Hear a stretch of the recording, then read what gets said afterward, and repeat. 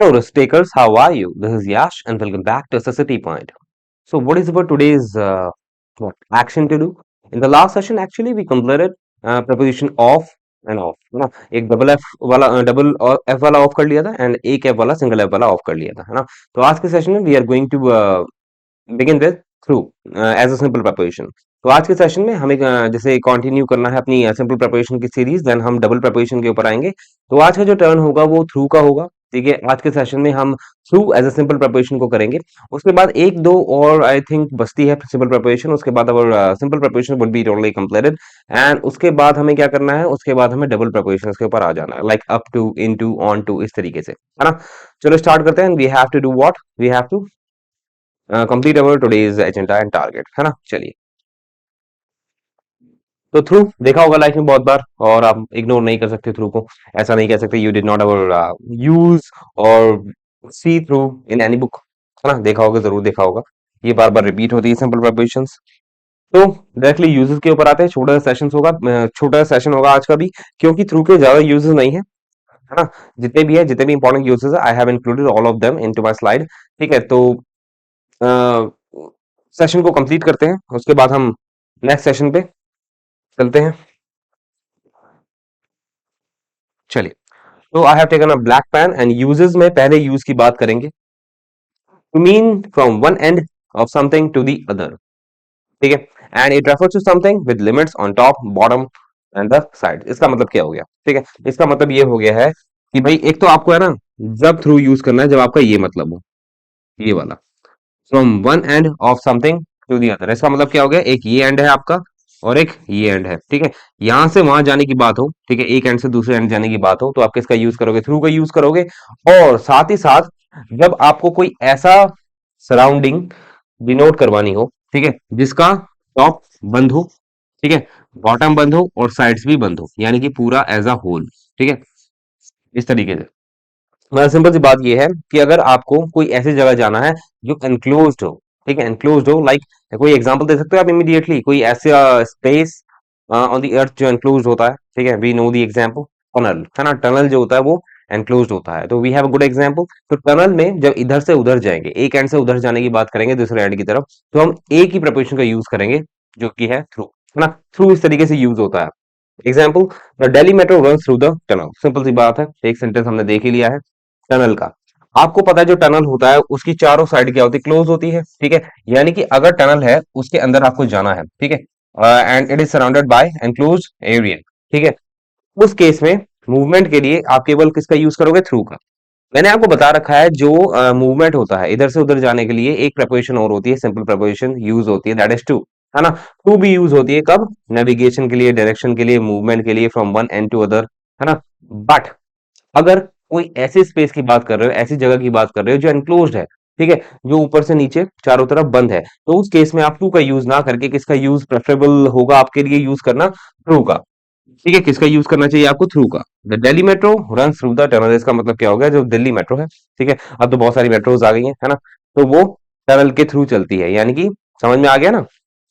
चलिए आगे बढ़ते हैं. He was looking inside through the keyhole. तो की होल भी क्या होता है? वैसे तो बहुत छोटा होता है, ठीक है, बट वो भी एनक्लोज होता है. की होल का मतलब समझ में आ गया ना, कि भाई एक दरवाजा होता है, ये हो गया आपका लॉक, मतलब जो की होल होता है, ये आपका की होल हो गया. तो यहां से वहां पीक करने के लिए, है ना, कहते हैं ना, तो उस केस में हम किसका यूज करेंगे? थ्रू का यूज करेंगे. अगर आप उस की होल के थ्रू आर पार देख रहे हो, तो समझ में आ गया ना? मूवमेंट हो, डायरेक्शन हो, या एक तरीके से क्या हो, रिफ्लेक्शन हो, कुछ भी हो.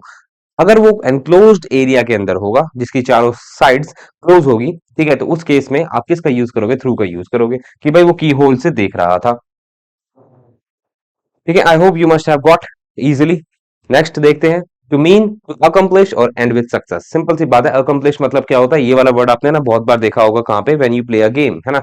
गेम गेम खेलते हो ना, स्पेशली वो वॉर गेम्स होते हैं, आर्मी वाले गेम्स होते हैं, ठीक है, कॉल ऑफ ड्यूटी हो गया. तो जब भी वो मिशन आप पूरा कर लेते हो तो आता है मिशन अकम्प्लिश्ड, यानी कि मिशन पूरा हो गया. तो ये जो वर्ड है मोस्ट ऑफ द केसेस में मिशन के साथ ही यूज होता है. ये आपका टारगेट हो, अगर वो कंप्लीट हो जाता है, ठीक है, और आपको इन दी एंड सक्सेस मिलती है, तो किसका यूज करोगे? थ्रू का यूज करोगे. Like did he get through his medical test. ठीक है, did he get through his medical test, इसका मतलब क्या हो गया? क्या वो पार कर गया अपना मेडिकल टेस्ट, है ना?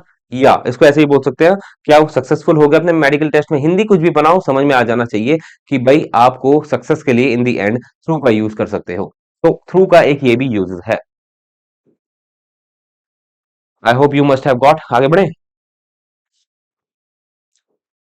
अब है ninth. First of all let me choose white colour. Ninth नहीं, सॉरी, थर्ड। थर्ड क्या बोलता है, to mean to be present in the end. मतलब to be present in the end का मतलब क्या हो गया कि भाई आखिर में क्या वहां पे आप मौजूद थे। इस तरह के जब सेंस का स्टेटमेंट बना रहा हो तो किसका यूज करोगे, थ्रू का यूज करोगे। Like in the end you must have been present there, इसका मतलब ये हो गया। Like have you been through your project yet, इसका मतलब क्या हो गया, have you been through your project yet, कि मतलब क्या प्रोजेक्ट जब प्रोसेस में था तो क्या आप वहां थे या रह चुके हो, इस तरीके से बोल सकते हैं। ठीक है, समझ में आ गया ना, मतलब कोई प्रोसेस है, कोई एक्शन है, इन दी एंड तक क्या आप वहां पे थे, इस तरीके से। ठीक है, तो प्रेजेंस को दर्शाता है थ्रू इस तरह के सेंटेंसेस में। ठीक है, एक दो सेंटेंस और देखोगे इस तरह के तो you will have an idea कि भाई कैसे आपको थ्रू इस तरह के सेंटेंस में यूज करना है। या कोई भी बना लो, जैसे एक और बना देता हूं अगर मैं, he has been through he has been through trouble all day. ठीक है, he has been through trouble all day, इसका मतलब क्या हो गया कि भाई वो पूरे दिन से ट्रबल से जूझ रहा था, या इन दी एंड भी वो ट्रबल में था, इस तरीके से पूरे दिन। ठीक है, तो इस तरह के सेंटेंसेस आप बना सकते हो थ्रू से। नेक्स्ट है fourth, to mean with the help of someone और समथिंग। मतलब जो कोई कार्य करते हो, एक्शन करते हो किसी की मदद लेके, with the help of someone और समथिंग, तो किसका यूज करोगे, थ्रू का। सेंटेंसेस के कैसे बनेंगे, जैसे बहुत ही अच्छा एग्जांपल मैंने लिया था, it was through mister Modi that we got out of corona together, और ये सच बात है। ठीक है, we got a lot of what respect and praise admiration from all over the world for what we did, है ना, ड्यूरिंग कोरोना टाइम, आपको पता ही है। तो इसलिए ये केवल किसके कारण हुआ, it was because of our prime minister. ठीक है, तो यहाँ पे थ्रू का मतलब क्या हो गया, यहाँ पे थ्रू का मतलब हो गया with the help of someone और समथिंग, या with the help of mister Modi that we got out of corona together. और कंपैरेटिवली हम बहुत जल्दी भी आ गए थे, है ना। शुरुआत में थोड़ा लेट हुआ था, है ना, वैक्सीन वगैरह का प्रॉब्लम हुआ था, लेकिन बाद में in the end we got success, है ना, आउट ऑफ इट। चलिए नेक्स्ट है, we found this file through my hard disk. ठीक है, तो भाई ये जो फाइल है किसकी मदद से मिली, मेरे को हार्ड डिस्क की मदद से मिली, या इस तरीके से बोल सकते हैं हार्ड डिस्क के कारण मिली, है ना। यानी कि जब आपके पास सेंस हो किसी की मदद लेने का, ठीक है, कोई आपने एक्शन किया है उसमें सेंस दिखाना चाहते हो किसी की मदद लेने का, ठीक है, कि आपने वो एक्शन किया है because of somebody's help, anybody's help, तो किसका मदद, किसकी यूज करोगे आप, थ्रू का as a proposition, super proposition use करना है ना। फिफ्थ पे आ जाते हैं, टू मीन बिकॉज ऑफ और एज अ रिजल्ट ऑफ। ठीक है, तो दो तरह के फ्रेजेस हैं, उनकी हिंदी बताने की जरूरत नहीं है, आपको पता है। बिकॉज ऑफ का मतलब क्या होता है, एज अ रिजल्ट ऑफ का मतलब क्या होता है। As a result of as a phrase हम कब यूज करते हैं कि भाई कॉन्सिक्वेंस दिखाने के लिए, नतीजा दिखाने के लिए, कि भाई ये हो गया और उसके कारण ये हो गया। तो इस तरह के सेंटेंसेस में थ्रू का यूज करोगे, जैसे you failed the physical test through lack of practice. ठीक है, अब यहाँ पे थ्रू किसकी जगह यूज हुआ है, बिकॉज ऑफ की जगह यूज हुआ है। बिकॉज ऑफ की जगह यूज हुआ है कि भाई तुमने जो है फिजिकल टेस्ट, नहीं, तुम जो है फिजिकल टेस्ट में फेल हो गए through lack of practice. Through का मतलब क्या है यहाँ पे, because of lack of practice, या as a result of lack of practice. ठीक है, कि भाई मतलब तुमने, है ना, प्रैक्टिस नहीं करी थी, ठीक है, प्रैक्टिस की कमी के कारण, है ना, तुम जो है रह गए अपने फिजिकल टेस्ट में, है ना, इस तरीके से यूज करोगे। आगे बढ़े, it is through my coach that I am here today. अब यहाँ पे थ्रू का मतलब क्या है, देखो कितना अच्छा एग्जाम्पल है ना। It is through my coach, it is because of my coach that I am here today, है ना, इस तरीके से बोलते हैं ना। I am over here, I am standing over here, I am speaking in front of you right now only because of my mentor, और इस तरीके से बोलते हैं ना। तो थ्रू भी यूज कर सकते हो कि भाई ये जो है, जो भी है, मेरे कोच के कारण है जो आज मैं यहाँ पे खड़ा हूँ, है ना। चलिए आगे बढ़ते हैं। सिक्स्थ है आपका, to mean to penetrate. Penetrate का मतलब समझ में आ गया ना, जैसे वो पेनिट्रेट ही था। ठीक है, पेनिट्रेट का मतलब होता है जैसे यहां से आप वहां चले गए। ठीक है, चीरते फाड़ते, या सपोज करो यहाँ पे बहुत पानी है तो यहां से वहां जाते हुए पेनिट्रेशन, पेनिट्रेशन बोलेंगे। मतलब पेनिट्रेशन का हिंदी वर्ड तो मुझे नहीं पता, लेकिन आर पार हो जाना, पेनिट्रेट, है ना, एक तरीके से आर पार हो जाना के लिए पेनिट्रेट यूज होता है। तो पेनिट्रेट का यूज, अच्छा, ये वाली वोकैब आपको साइंस में जरूर मिलेगी, केमिकल रिएक्शंस में, है ना। नहीं, वो प्रेसिपिटेशन होता है। नहीं, नहीं मिलेगी। तो पेनिट्रेट का मतलब समझ में गया ना, तुमका मतलब इस तरीके से आर पार हो जाना। तो जब आपका आर पार हो जाने का मतलब हो, तब आप थ्रू का यूज करोगे, like I have gone through the concept, कि मतलब मैं उस कंसेप्ट के आर पार हो गया, मतलब बिल्कुल अच्छे से निचोड़ दिया है मैंने वो कंसेप्ट अपने माइंड में, इस तरीके से इसका मतलब हो गया है। तो थ्रू के आपको सेंटेंसेस, लॉट ऑफ सेंटेंसेस कर लेने हैं, सो दैट आपको आइडिया हो जाए कि भाई यहाँ पे थ्रू ही आना चाहिए। ठीक है, आपको एग्जाम में ऐसा हो सकता है कि भाई दो तीन प्रपोजिशन दे रखी हो फिलअप में, ठीक है, या आपको एरर में भी दे रखा हो, पता ना हो कौन सी प्रपोजिशन है। ठीक है, तो वहां पे आपको आइडिया लगाना पड़ेगा कि भाई यहाँ पे इस सेंटेंस के अंदर कौन सी प्रपोजिशन मस्ट यूज होगी, है ना, which preposition is the most suitable in the particular statement और फिलअप। ठीक है, वहां पे आपको थोड़ा सोचना पड़ेगा, और तभी होगा ये जब lot of practice would be done by you. चलिए, I have gone through the concept, इसका मतलब कि भाई मैं इस कंसेप्ट के अच्छे आर पार हो चुका हूँ या समझ चुका हूँ।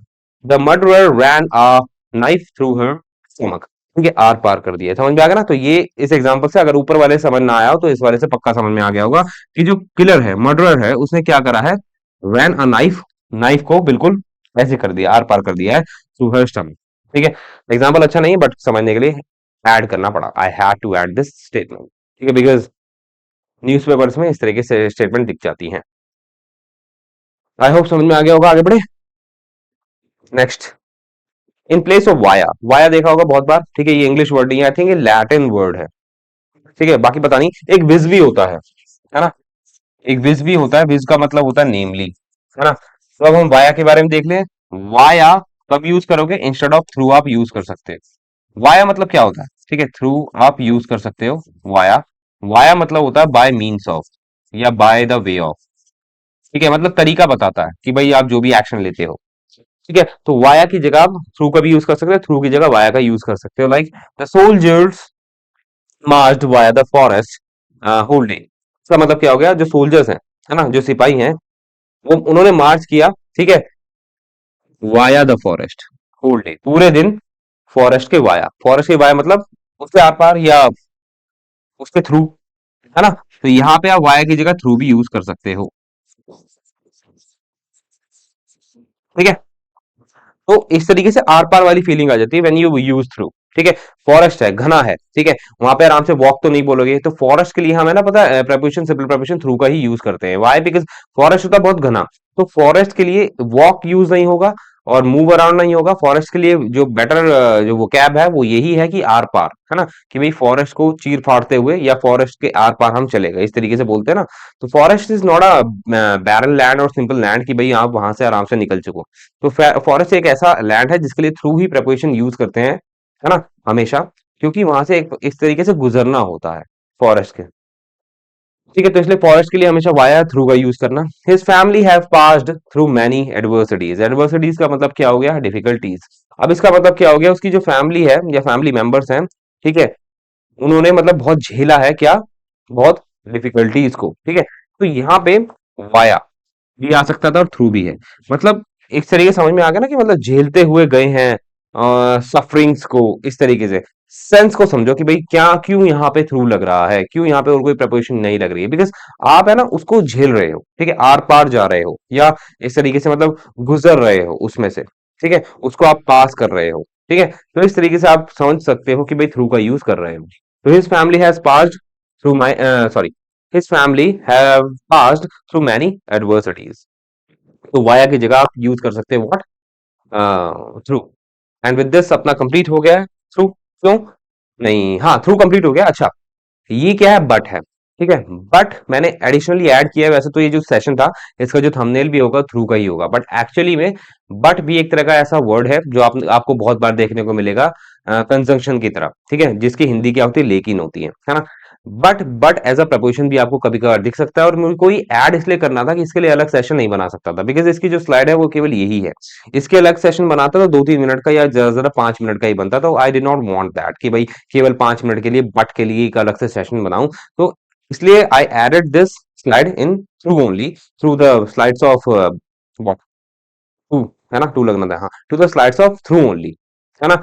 तो थ्रू में ही मैंने बट को ऐड कर दिया है ताकि आपको बता सकूं additionally after teaching you through कि भाई बट एज अ preposition कैसे यूज होता है। अब तक आपने देखा होगा बट यूज होता है एज अ कंजंक्शन, है ना। मोस्ट ऑफ द केसेस में आपने देखा होगा बट को यूज करते हैं एज अ कंजंक्शन, जिसे एडवर्जेटिव कंजंक्शन बोला जाता है। और वहां पे उसकी हिंदी क्या होती है लेकिन, कंट्रास्टिंग आइडियाज को वो इंडिकेट करवाता है बट। लेकिन बट जैसे एक तरीके से एक एग्जांपल ले लेता हूँ, जैसे अगर बोलता हूँ कि भाई he is generous but poor. अब यहाँ पे आपको पता है कि यहाँ पे जो बट है वो कंजंक्शन है। क्या है यहाँ पे? कंजंक्शन है। मोस्ट ऑफ द केसेस में आप बट को एज अ कंजंक्शन ही देखोगे, जो दो वर्ड को या दो फ्रेजेस को या दो सेंटेंस को जोड़ता हुआ मिलेगा। ठीक है। लेकिन कभी कभार कुछ ऐसे सेंटेंस आ सकते हैं, आपको लग सकता है कि वहां पे बट एज अ कंजंक्शन है, बट एक्चुअली में हो सकता है वहां पे बट क्या हो, एज अ प्रपोजिशन हो, सिंपल प्रपोजिशन हो। और वहां पे बट का जो हिंदी मीनिंग होता है वो लेकिन नहीं होता है। बट का हिंदी मीनिंग क्या होता है? एक्सेप्ट होता है। एक्सेप्ट मतलब अपार्ट फ्रॉम, इसके अलावा, है ना। तो बट का कभी कभार मतलब एक्सेप्ट भी होता है, या दोनों क्या है, ये दोनों वर्ड्स इंटरचेंजेबल है when used as a proposition. ठीक है। तो ये बट अलग से ऐड करने का मेरा मतलब इसलिए था ताकि I want to let you know कि भाई बट एज अ प्रपोजिशन भी यूज होता है। So do not get puzzled और do not be in a confusion कि भाई हमेशा बट एज अ कंजंक्शन ही यूज होगा। कुछ कुछ sentences you can see, you can go through कि भाई वहां पे बट एज अ प्रपोजिशन का, एज अ प्रपोजिशन यूज किया हुआ है, और वहां पे बट का मतलब क्या है? बट का मतलब है वहां पे एक्सेप्ट, इसके अलावा। ठीक है। और वहां पे कुछ बात है आपको ध्यान रखनी है कि भाई आपको बट एज अ कंजंक्शन अलग तरीके से यूज होता है और एज अ प्रपोजिशन अलग तरीके से यूज होता है। अब देखेंगे बट एज अ प्रपोजिशन कैसे यूज होगा। He and I had completed graduation in 2015, but two of my friends. भी यहाँ पे देखो, यहाँ पे जो बट है ना, सिंपल से पता लग रहा है कि यहाँ पे कंजंक्शन तो नहीं है, क्योंकि यहाँ पे दो कोई सेंटेंसेस या वर्ड को जोड़ने की बात नहीं है। बट एज अ कंजंक्शन जोड़ता है दो वर्ड्स को, लेकिन यहाँ पे ये जोड़ नहीं रहा है। यहाँ पे एक्चुअली में बट का मतलब क्या हो गया? एक्सेप्ट हो गया है। ठीक है। तो आपको ना सेंटेंस देख के समझ में आ जाएगा कि वहां पे बट एज अ कंजंक्शन है या एज अ preposition है। ठीक है। When you would be doing a lot of practice तो आपको पता लग जाएगा। ठीक है। तो यहाँ पे सिंपल सा, मुझे अगर मैं पहली बार देखूंगा इस सेंटेंस को तो I will get to know कि भाई यहाँ पे बट एज अ कंजंक्शन नहीं है, क्योंकि यहाँ जोड़ने का काम हो ही नहीं रहा है, यहाँ पे कोई कंट्रास्टिंग आइडियाज है ही नहीं। यहाँ पे क्या बात है? यहाँ पे but as a word except की तरह यूज किया जा रहा है। इसका मतलब क्या हो जाएगा? He and I had completed graduation 2015। उसने और मैंने ग्रेजुएशन कंप्लीट की 2015 में, एक्सेप्ट या but two of my friends, इसके अलावा मेरे दो दोस्तों को छोड़ के। ठीक है। मेरे दो दोस्तों के अलावा।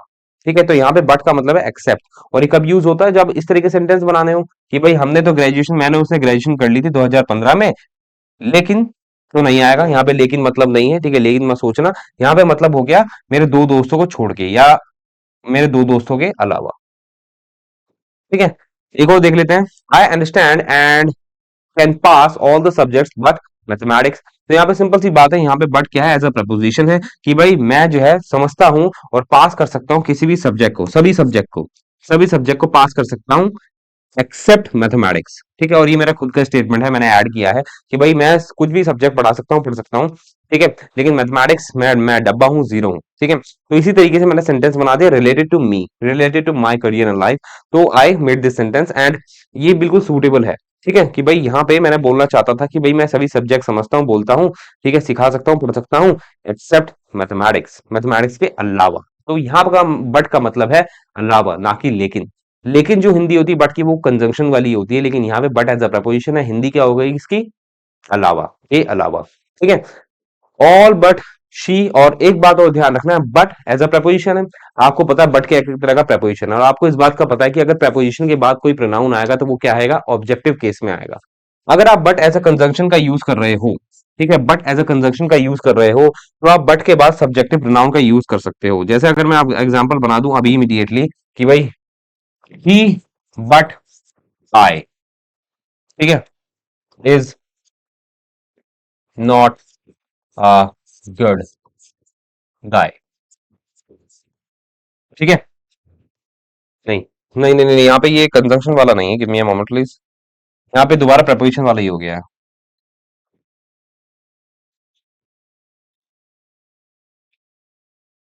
ठीक है, बनाता हूँ, रुक जाओ। He he said it but he did not do it. ठीक है। अब देखो, इस सेंटेंस के अंदर मैंने क्या बोला, ही सेड इट, उसने बोला था, but he did not do it, but उसने नहीं किया, बट उसने नहीं किया।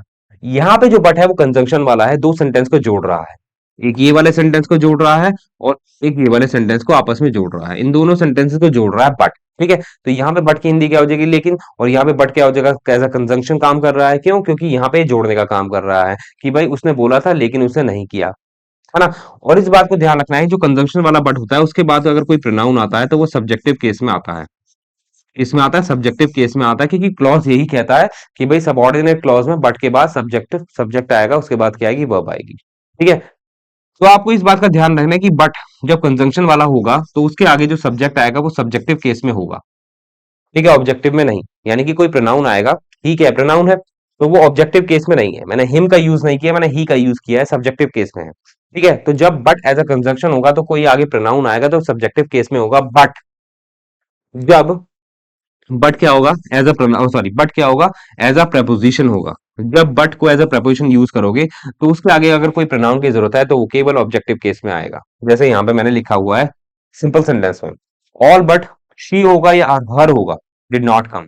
ठीक है, यहाँ पे मैं बोलना चाहता हूं सभी उसको छोड़ के नहीं आए थे। ठीक है, सभी उसको छोड़ के नहीं आए थे, ये मैं बोलना चाहता था।